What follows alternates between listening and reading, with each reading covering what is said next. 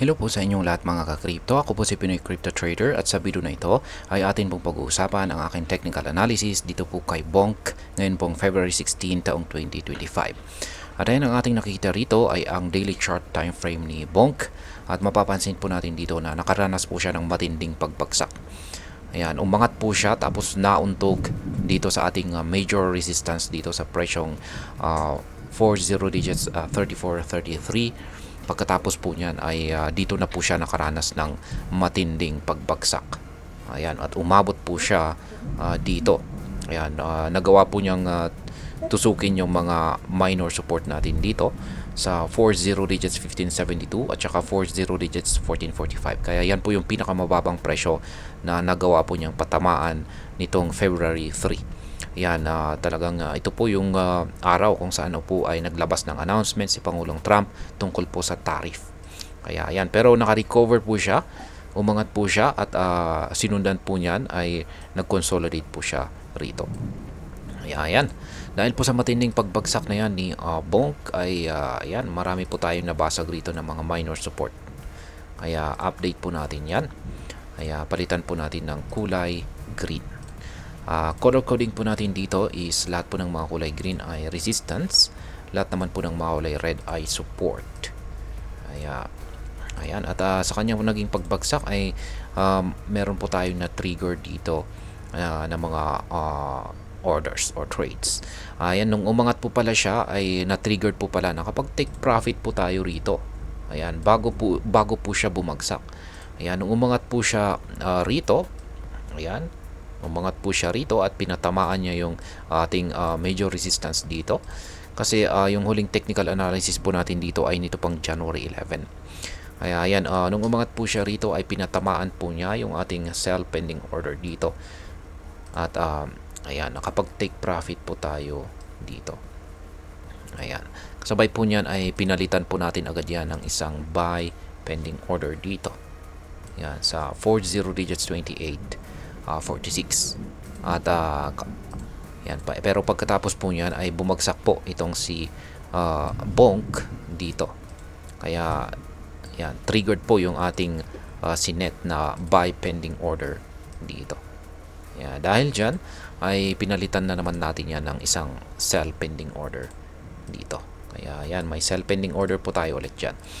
Ngayon ay sa kanyang patuloy na pagbagsak ay meron po tayong nakaabang rito.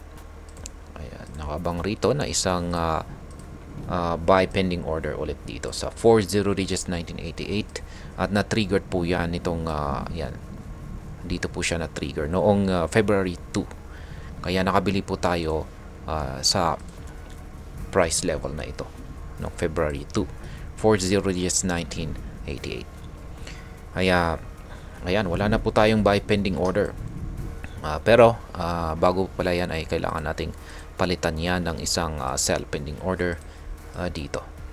Yan, sa 40 digits 2846. Ngayon ay yung sunod po na buy pending order natin ay dito. Yan, syempre dito na sa pinaka huling support natin dito.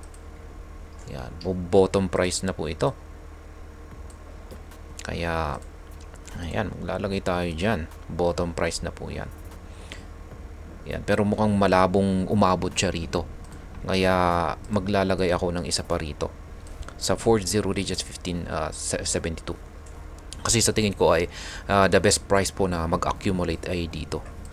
Ayan, sa minor support natin dito or dito na rin. Yan. Kasi yan, makikita natin ay hindi pa niya napapatamaan hanggang isang beses niya lamang pong napatamaan yung ating minor support natin dito.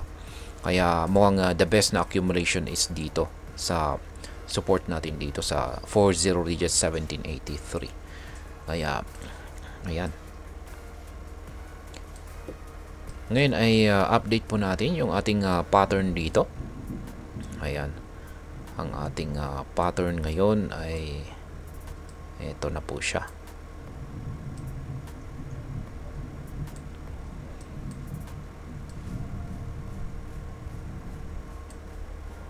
Ayan ang kanyang upper portion. Isa itong descending wedge pattern.